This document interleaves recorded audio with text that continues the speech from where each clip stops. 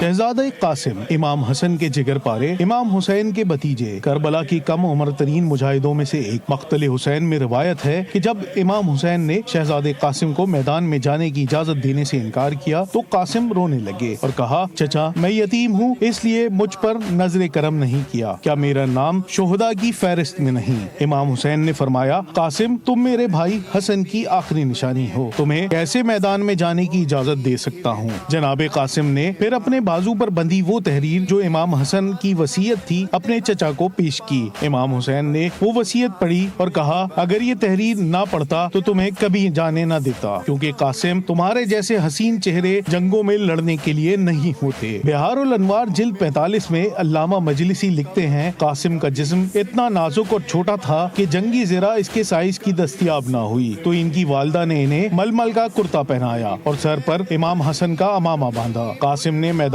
جنگ میں جا کر نعرہ لگایا، اگر تم مجھے نہیں پہچانتے تو جان لو میں حسن کا بیٹا ہوں، نواسہ رسول کا بیٹا ہوں۔ نفس المہوم میں لکھا ہے کہ قاسم نے کئی دشمنوں کو واصل جہنم کیا، لیکن ایک دشمن نے ان کے سر پر وار کیا، وہ زمین پر گرے اور آواز دی، یا اماں ہو ادرکنی، اے میرے چچا میری مدد کو پہنچے۔ امام حسین اور مولا عباس گھوڑے دوڑاتے ہوئے پہنچے۔ یزیدی فوج سمجھی کہ حملہ ہو گیا، آدھی فوج ادھر اور آدھی ادھر دوڑ پڑی اور شہزادہ قاسم گھوڑوں کی ٹاپوں تلے پامال ہو گئے۔ امام حسین نے ان کی لاش کے ٹکڑوں کو گٹری کی صورت میں جمع کیا اور خیمے کی جانب لے چلے۔ جناب قاسم کہتے تھے کہ موت شہد سے زیادہ میٹھی ہے جب حق کی راہ میں ہو۔ جناب قاسم کی شہادت ہمیں سبق سکھاتی ہے کہ حق کی جنگ میں کوئی چھوٹا بڑا نہیں ہوتا، صرف نیت بڑی ہوتی ہے۔ اگر قاسم جیسے بچے میدان میں اتر سکتے ہیں تو ہم کس دلیل سے پیچھے رہیں؟ کربلا کا میدان آج بھی گواہ ہے کہ ایک 13 سالہ شہزادے نے